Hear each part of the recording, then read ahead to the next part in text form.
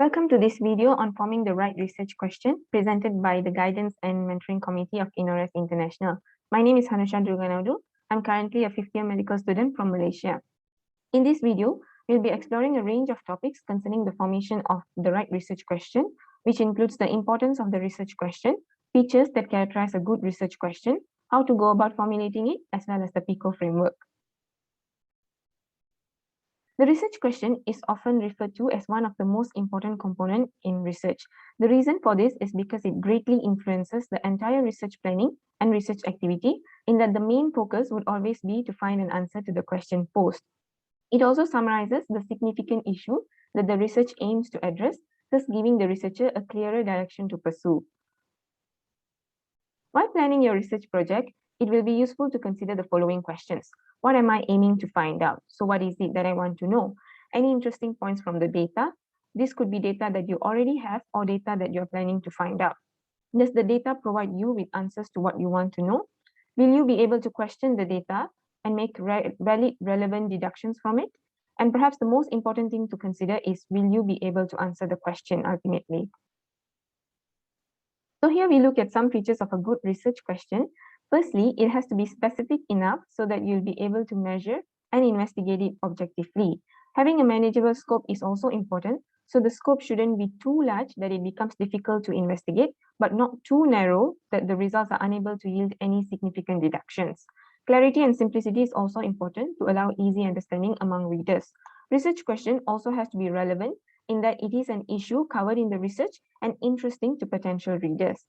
It also has to be a legitimate question, so it has to be framed in a question form instead of a statement form.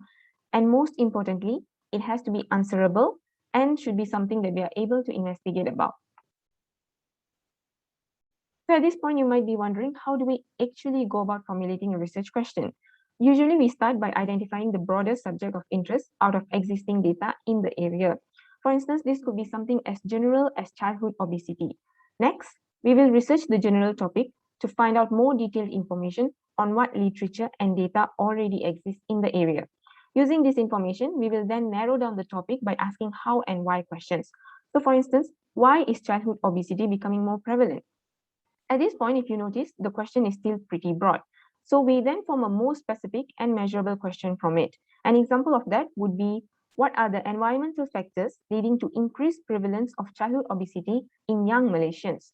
Through this question, we have not only specified our target population, but also ensured that it is measurable by stating specifically which factor we are aiming to find out. It also has to be open-ended in that it can't be simply answered with a statistical figure or a yes-no statement. Some elements to consider while formulating a research question. Firstly, it has to have a broad application and relevance to the field. This means the question shouldn't be too narrow so that it is only relevant to yourself, but it should also be able to contribute to greater understanding of a highly relevant concept. Secondly, the so what factor should be considered as well. Why is this issue important and why do we need to investigate it? Here are some sample research questions.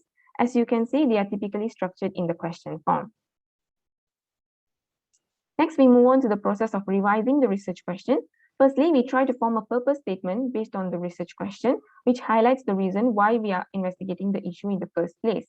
We then use this purpose statement to make sure that our research question is specific enough, but not too specific in that we are able to answer it with a simple statistical figure or a yes-no statement. So now we have come to the PICO framework, which helps us to define our question in a more structured manner. It is also used to develop literature search strategies to find existing relevant evidence in the databases. As you can see, there are 4 components in it. The P stands for patient, for problem, or population. You may consider the patient's demographics or the type of problem itself. I stands for intervention, where you'll be expected to specify the type of intervention you wish to investigate. C stands for comparison or control, against which the intervention will be compared against. This could either be an alternative intervention or no intervention at all. And lastly, O stands for outcome, which is basically the end result we are looking to evaluate to gauge the efficacy of the intervention. These are some useful resources which could be referred to for further information on the topic. Alternatively, most universities do have their own resources and support channels for students who are interested to do research as well. So you may also check the resources provided by your university. And that's it for the topic. If you happen to have any questions, feel free to contact me through our social media. And don't forget to like INORES International channels for further updates on medical research and innovation. Thank you.